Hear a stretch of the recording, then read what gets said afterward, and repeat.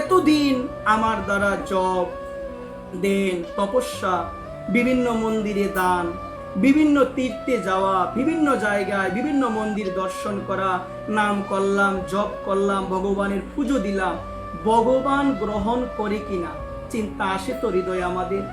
মা ভগবানকে তো সকালে উঠে সেবা দেন, দেই কিনা মা আমরা? তো একবার কি সেই ভাবনাটা হৃদয়ে আসে তো, এই যে ভগবানকে দিলাম, জপ করলাম, ধ্যান করলাম, তপস্যা করলাম, মন্দিরে গেলাম, সাধুকে টাকা দিলাম, বৈষ্ণবকে টাকা দিলাম, বিভিন্ন তীর্থে গেলাম, গঙ্গায় গেলাম, অনেক জায়গাতে গেলাম, তাহলে প্রশ্ন আসে তো ভগবান গ্রহণ করছে কিনা? আসে তো প্রশ্ন হৃদয়ে মা। দিলেই কি ভগবান গ্রহণ করে নেই? ফল জল দিতে হয় বলে দেই, প্রতিদিন একটা নিয়ম দিতে হয়, না দিলে হয় না, ইন্দুর ঘরে জন্ম নিয়েছি একটু দিতে হয়, ওই রকম তাগিদে দিলে কি ভগবান গ্রহণ করে? তো তো এই জায়গায় বললেন তোমার এতদিনের ধর্মকর্ম সাধন ভগবান গ্রহণ করেছে কিনা সেটি বোঝার লক্ষণ ভাগবত দিয়েছে। সেই লক্ষণটা হলো সাধুর সঙ্গে সম্মিলিত হয়ে ওরই কথায় যার রুচি জেগেছে বুঝবেন তার সমস্ত কিছু ভগবান গ্রহণ করেছে। হরি কথায় যার রুচি জন্মেছে বুঝবেন ভগবানের তার সমস্ত কিছু ভগবান গ্রহণ করেছে। একদিন শুনে যদি বলেন একদিন শুনলে যে কথা, 10 দিন শুনলে আওয়াজ নাই।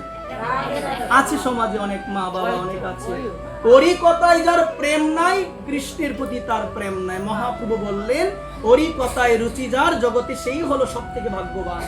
তুমি এতদিন ধরে একটার পর একটা ব্রত, কিসের ব্রত? বিভিন্ন বদ্রীনাথ থেকে শুরু করে মায়েরা অনেক ব্রত আদি করেন, ভগবান গ্রহণ করে কিনা এটি বোঝার লক্ষণই হলো ভাগবতে হরি কথায়, গীতার কথায় প্রেম আছে কিনা, বা হরি কথা শোনার জন্য মন কাঁদে তো। হরি কথা শোনার জন্য এমনও অনেক মা আছে পাগল, যেখানে হয় সেখানে যায়। কিছু মায়েরা আবার এটা নিয়ে নিন্দা করে, আর অমুকাটির মানুষ যে নয় যা, আওয়াজ নাই, অনেক করে। এটি ভালো মা, শুনো মা, এটি এটি একটি জিনিস কি মা, নিজের যে পতন হবে তো, এই জন্যই তো এগুলো করি আমরা। আমাদের পতন হবে না কার হবে? আজকে হয়তো বা টাকা পয়সা আছে, অনেক কথা, লিমিট নাই, যেটা মনে হয় সেটাই বলে দিই আমরা।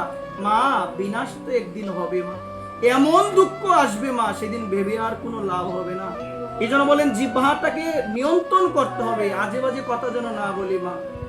সমস্যা মা, বর্ষাকালে ব্যাঙ ডাকে তো মা, ওই ব্যাঙ ডাকার কারণে তার মৃত্যু হয়, সর্প তার কাছে আসে। এত কথা বললে ওই কথা বলার জন্য একদিন কাল তোমার নিকটে তোমাকে ধরবে একদিন, এই জন্য নিয়ন্ত্রণ করি না। আসল কথা হলো হৃদয়টা পচে গিয়েছে, হিংসায়, কামনায়, মাৎসর্যে পরিপূর্ণ হয়ে গিয়েছে। এই জন্য বললেন মাৎসর্য যদি হৃদয়ে থাকে, মানে হিংসা যদি হৃদয়ে থাকে, এখান থেকে গেতে নিয়ে যান, কোনোদিন ভগবানের কৃপা লাভ হবে না। আর এটাকে এত সহজে দূরও করা যায়নি। হিংসা যে এত খারাপ জিনিস, অন্যের উন্নতি দেখলে হৃদয়ে যদি জ্বালা সৃষ্টি হয়, তোমার অন্য কি কি করলো এটা দেখার পরে হৃদয়ে জ্বালা, আজকে গরিব একটা বিল্ডিং হলো, আরে বাবা হৃদয়ে কি জ্বালা। হয়তো সমাজে আওয়াজ নাই দি হয় না মনে দিকে নাকি মা? হয়তো হৃদয়ে জ্বালা সৃষ্টি হয়, হৃদয়ে পুরা ব্যথা সৃষ্টি হয়। এটা কি প্রমাণ করে বলো আমাদের? এটা কি প্রমাণ করে? তো বললেন এটাই হলো হিংসা।